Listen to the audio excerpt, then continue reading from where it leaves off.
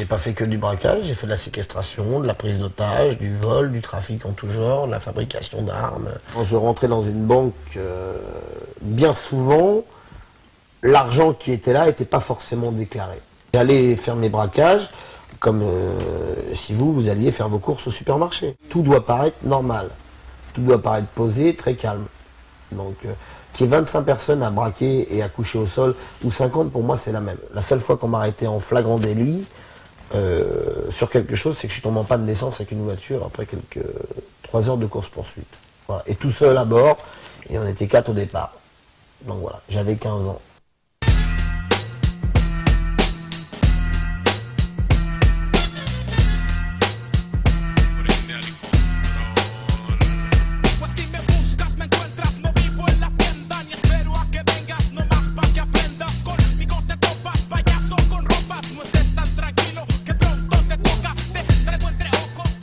Ouais, Xavier? Manuel, appareil. Je te dérange? Bon, bah écoute, j'ai trouvé, je suis arrivé, je suis en bas de chez toi déjà. Hein. J'ai connu Manu dans des situations un petit peu difficiles. On était voisins dans un quartier où on était avec un libellé DPS, détenu particulièrement surveillé. Il m'a écrit de prison, puisqu'il s'était fait arrêter après l'émission de Chavannes. Il m'a écrit de prison, je lui ai envoyé des photos de sa gosse, parce que j'avais fait des photos de sa gosse. Pour moi, c'est rien, pour lui, ça devait être bien sympa. Ouais, et puis un autre ami, on a le privilège de l'âge qui est poursuivi fatalement de la sagesse, mais on lui a dit de ne pas aller trop loin, parce qu'il est Pierre Falcon. Pierre Falcon. Et on a essayé de lui faire comprendre que ce qui était le plus important, c'est de rester vivant. C'est vrai que peut-être qu'il n'y aurait pas eu Pierre et Xavier. Avec moi à l'isolement, je me serais seulement évadé.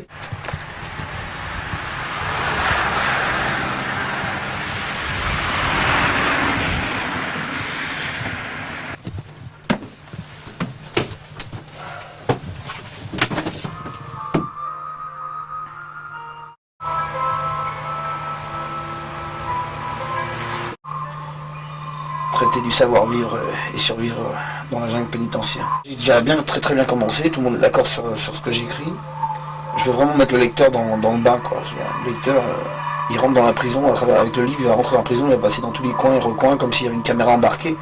Et s'il est vraiment bien embarqué dans le livre, bah, il va tout savoir, tout voir, les trucs cachés. Et puis bon, beaucoup vont être surpris de ce que je vais dire sur les surveillants, sur toutes ces choses-là. Sur l'administration en général, sur les détenus. Je fais une analyse complète, je veux dire, j'écris pas pour me plaindre, je me plains pas des 8 ans de prison que j'ai fait. Il raconte sa vérité, il raconte ce qu'il a vécu, mais derrière, il y a une patte humaine, il y a une envie de faire autre chose, une envie de témoigner qui est très importante. Mais pas témoigner pour uniquement se faire de la mousse ou se faire de la notoriété, mais pour apporter quelque chose aux autres. Au début, quand Pierre Falcon et Xavier Dupont ont commencé à corriger les fautes d'orthographe, ça m'a touché au niveau du cœur, mais il y en avait tellement des fautes d'orthographe et des fautes de syntaxe, de liaison, etc. Mais quelque part, Pierre et Xavier m'ont toujours soutenu moralement. C'est quelqu'un qui n'a pas beaucoup lu, du coup, qui a pas lu, enfin qui lit davantage maintenant, mais qui dans sa vie, dans sa jeunesse, dans son enfance, son adolescence, n'a pas eu beaucoup de contact avec les livres. Et c'est un manque, quoi. Et donc il y a aussi une douleur là-dedans, et il y a quelque chose qui est en train de se rattraper maintenant, et justement dans le travail d'écriture, parce que le travail d'écriture, il va avec le goût de la lecture aussi, hein. Donc c'est quelqu'un qui est en train de devenir un écrivain, après avoir été en rupture complète avec l'écriture et la lecture, et qui a le goût pour ça. Quand j'ai montré les textes à Flammarion, j'avais écrit en franco, manouche, serbo-croate. Nouvelle langue. Et c'est vrai que j'ai montré l'ébauche, et en plus la personne qui m'a emmené ici, j'ai montré l'ébauche comme ça, mais quand je l'ai relu quelques mois après, je dis mais qu'est-ce que j'ai donné à Thierry, la honte. Moi je suis à la fois un psychologue, un aide sur l'écriture, une nounou, une assistante sociale, un banquier, un confident, c'est tout ça. L'écriture, ça peut, à la rigueur, ça peut tuer, hein, ça peut en tout cas toucher. Et un des problèmes qu'on a eu dans le bouquin, mais je pense qu'on s'en est pas trop mal sorti, c'est justement de doser ce côté-là.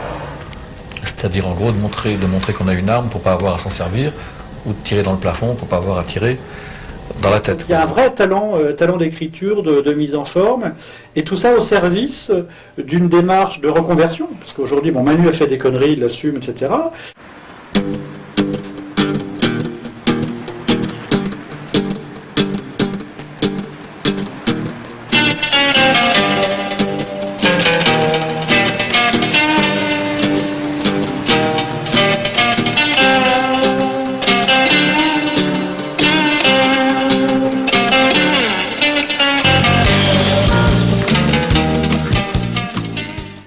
faits qui sont poursuivables, ou qui normalement auraient dû être poursuivis par un juge d'instruction et normalement emmener Manu devant une cour d'assises.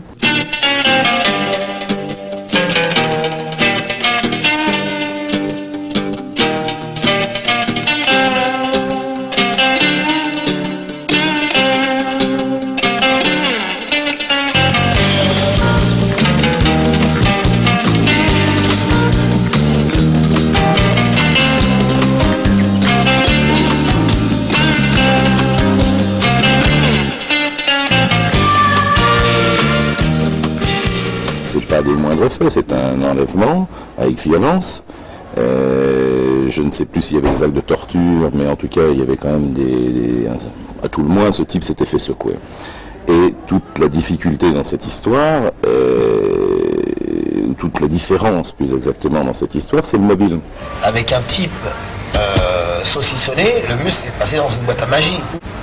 Bon, comme j'ai kidnappé d'autres gens dans d'autres circonstances, toujours dans le même contexte. Moi, je veux dire, il faut toujours éviter. Je veux dire, surtout là, bon, ils avaient quand même détourné le capital d'une fondation d'enfants handicapés, c'était prouvé. Là où on a lu beaucoup de presse, vous concernant encore une fois ce mois-ci et le mois dernier, un peu partout en France, c'est que vous avez fait office de kidnappeur, ce qui est une chose grave, évidemment, interdite, illégale, et que vous êtes là pour en parler ce soir. Nous, l'intérêt, c'était de se demander comment un kidnappeur pouvait être dans tous les médias, dans tous les journaux, en photo, en interview, et s'exprimer librement. Est-ce que vous pouvez, en quelques mots, nous expliquer ceci? Alors déjà, bon, parce que la justice française a été quand même clémente. Est-ce que vous avez séquestré un homme pendant 6 jours? J'ai séquestré en fait un homme, mais qui à l'heure actuelle est une victime, indirectement une victime de mon kidnapping, mais une victime de la société Pacling, qui est située à Bâle en Suisse. Vous essayez de pas balancer trop des Non, personnes... mais tout le monde l'a dit, c'est dans la dépêche FP, donc on peut y aller. Hein. Et donc qui est aujourd'hui incarcéré, lui comme son patron en fait.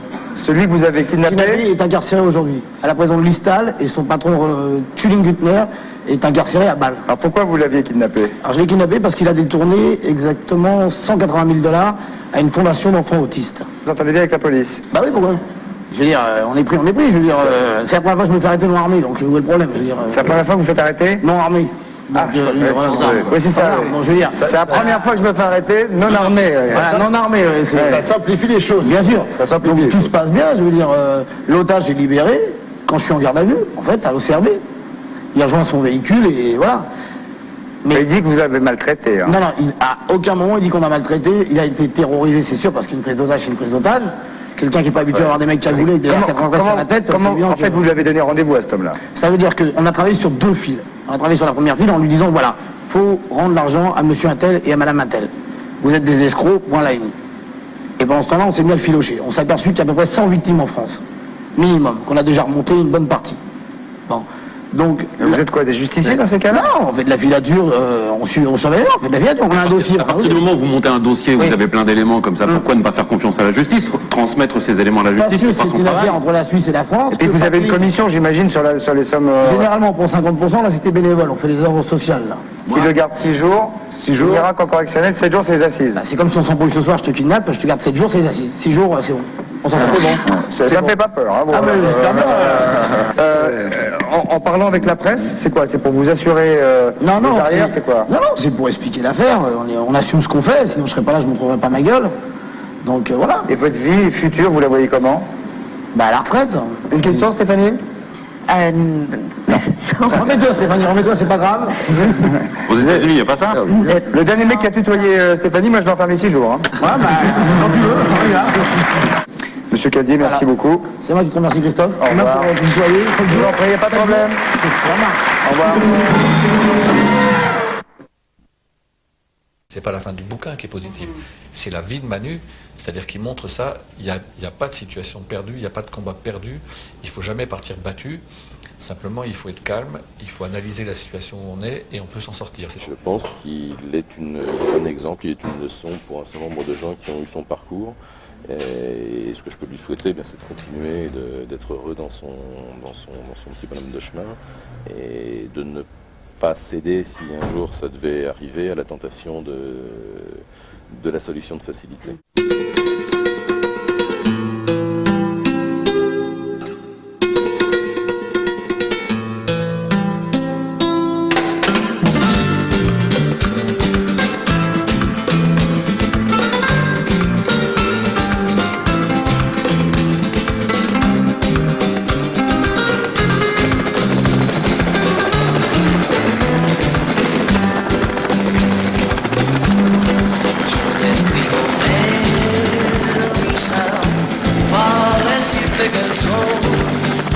se va de nuestro hogar. No sé si volverá a amar. Esta noche yo me marcharé en la cama. Si Manu n'avait pas soulevé ce problème de détournement de fonds avec les banquiers suisses, qui l'aurait fait. Certainement pas d'autres personnes, pas les politiques, pas les banquiers, donc je pense qu'on a besoin de gens comme Manu, à partir du moment où il reste dans les règles, la légalité, on a besoin de gens comme lui pour parfois aller où les autres n'ont pas envie d'aller. Donc il apporte sa pierre à l'édifice de la société. Je me suis plusieurs fois évadé de prison, jamais avec un hélicoptère, j'ai plutôt utilisé des hélicoptères pendant des guerres en Bosnie, à droite à gauche, etc. Donc ça veut dire grosso modo, on loue un hélicoptère pour 1 heure pour 1 000 € et on arrive à aller chercher quelqu'un facilement en prison. Quoi. Facilement, je ne sais pas comment... La démarche, arriver jusqu'au-dessus de la prison avec un pauvre type qu'on aurait pris en otage, une victime, c'est possible. Moi, il me semble que oui. D'accord, ok. Il faut savoir aussi que quand on s'évade en France, l'évasion est un droit. Ça peut paraître compliqué, mais s'il n'y a pas de corruption, s'il n'y a pas de violence ou de bris de prison, l'évasion ne peut pas être retenue. Du coup, j'ai changé de méthode. C'est vrai que tous mes associés voulaient venir me chercher en hélicoptère. Tout le monde s'arrangeait pour venir me chercher en hélicoptère. J'ai refusé. Et donc je me suis infiltré dans un des véhicules, dans le camion de la boulangerie de Fresnes, le 11 juin 1994, le lendemain de mon anniversaire. C'est pas ordinaire ça comme évasion. Bah oui, le but c'était histoire de partir. C'est vrai que j'ai roulé tout le monde dans la farine, c'est le cas de le dire. Je me suis mis dans le camion de la boulangerie qui partait de la prison de Fresnes à la Santé. Donc il me restait en fait l'espace de 10 km ou 7 minutes de camion pour sauter. Sinon j'allais me faire réincarcérer automatiquement à la Santé.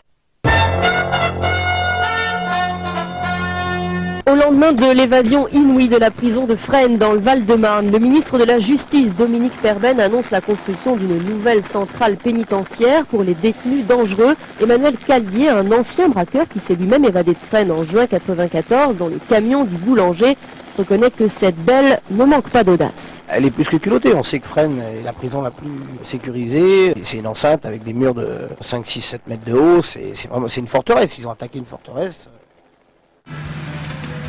Alors aujourd'hui, qu'est-ce que je dirais à mes enfants? Je dirais à mes enfants que quand ils ont un problème, il faut qu'ils m'en parlent. On parle que je peux a priori tout entendre, tout écouter et qu'il faut qu'on trouve une solution ensemble. Non, parce que moi je voulais rien entendre.